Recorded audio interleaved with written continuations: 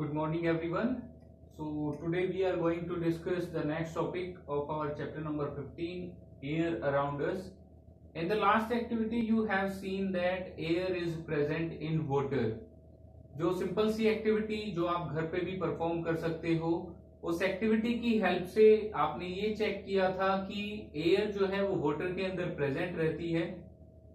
So now we have to discuss the activity number 6. Activity 6 में आपको क्या करना है, सबसे पहले एक बीकर लेना है. उस बीकर में एक ड्राई लंप ऑफ सोइल आपको डालना है. थोड़ी सी जो ड्राई सोइल है, सूखी मिट्टी जो है वो उसके अंदर आपको डालनी है. Then add some water to it. इसके बाद आपको उसमें थोड़ा सा पानी जो है वो डालना है. Then observe the beaker carefully. उसके बाद उस बीकर को केयरफुली ऑब्जर्व करना है. वो जो लंप ऑफ सॉइल आपने डाला था उसको ऑब्जर्व करना है. Then you will see tiny bubbles there.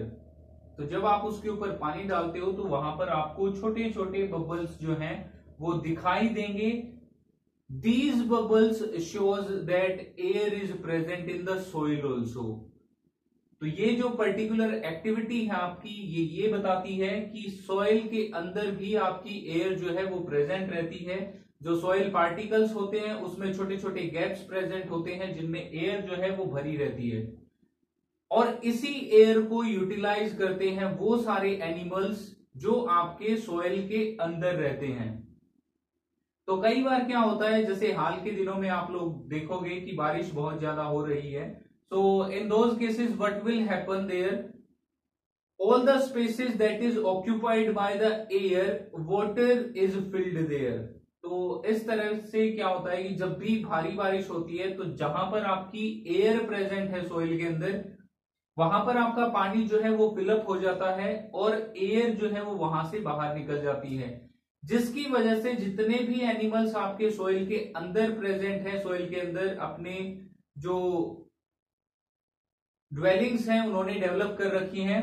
उन ड्वेलिंग्स में उनको सांस लेना, ब्रीदिंग का प्रोसेस जो है उनके लिए काफी डिफिकल्ट हो जाता है. रेस्पिरेशन वो परफॉर्म नहीं कर पाते और इसीलिए वो सॉइल से बाहर निकल आते हैं. अभी जो टाइम चल रहा है that is the same season, rainy season. Rainy season के टाइम पे आपको बहुत सारे अर्थवॉर्म्स देखने को मिलेंगे, स्नेक्स निकल आते हैं बाहर. So that is all due to the presence of water in the soil during the rainy season.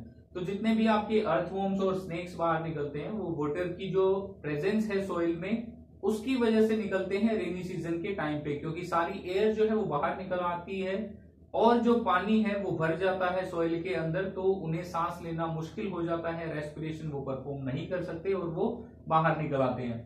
So now we are going to discuss how is the oxygen in the atmosphere replaced. अब जितने भी animals हैं, जितने भी आपके plants हैं, वो सारे रेस्पिरेशन के प्रोसेस को परफॉर्म करते हैं और रेस्पिरेशन के प्रोसेस में आपकी ऑक्सीजन जो है वो यूटिलाइज होती है. कई बार बर्निंग के प्रोसेस में भी आपकी ऑक्सीजन यूटिलाइज होती है, रस्टिंग में आपकी ऑक्सीजन यूटिलाइज होती है. तो ये जो ऑक्सीजन है ये एटमॉस्फेयर से एग्जॉस्ट क्यों नहीं होती, खत्म क्यों नहीं होती, ये कैसे रिप्लेस होती है. देखिए, we have already discussed about the process of photosynthesis और रेस्पिरेशन के बारे में भी आपको पता है.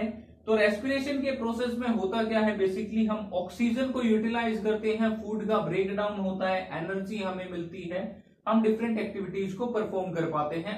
और रिलीज क्या करते हैं उस टाइम पे, कार्बन डाइऑक्साइड. कार्बन डाइऑक्साइड को हम रिलीज करते हैं.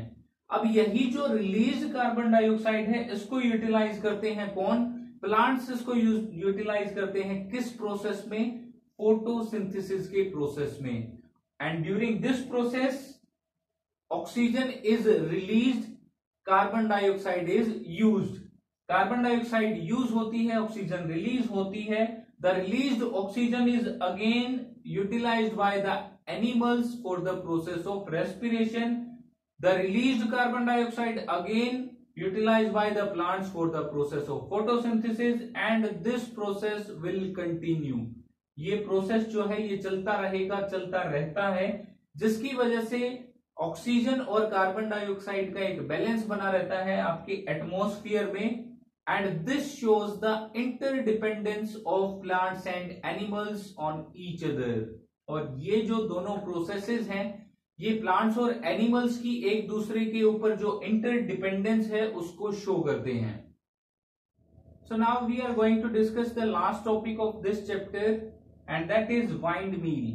अगर आप चैप्टर के लास्ट में देखोगे तो एक डायग्राम आपको देखने को मिलेगा, कुछ इस तरह का डायग्राम आपको देखने को मिलेगा। So what is a windmill? Windmill is a device that is used to convert wind energy into electrical energy। windmill वो डिवाइस है जो आपकी वाइंड की जो एनर्जी है उसको कन्वर्ट कर देती है इलेक्ट्रिकल एनर्जी में, and that can be utilized for different purposes, और उसको डिफरेंट पर्पसेस के लिए यूज किया जा सकता है। तो क्या यूजेस हो सकते हैं वाइंडमिल के? सबसे पहला तो generate electricity, second one in flour mills also it is used, flour mills में भी इसको यूज किया जाता है। तो यहां पर एक फैक्ट आपको बताना चाहता हूं कि एक कंट्री है डेनमार्क, डेनमार्क में सबसे ज्यादा वाइंड मिल की हेल्प से इलेक्ट्रिसिटी जो है वो जनरेट की जाती है। Nearly 25% of the total electricity in the Denmark is generated with the help of wind mills. Now we are going to discuss a few activities that are possible due to the presence of air, and the first one is the water cycle. जो air है वो water cycle में एक vital role play करती है, तो इसकी help से ही आपकी जो रेन है वो आती है, क्लाउड्स की फॉर्मेशन होती है। इसके बाद सेकंड है movement of birds, gliders and aeroplanes.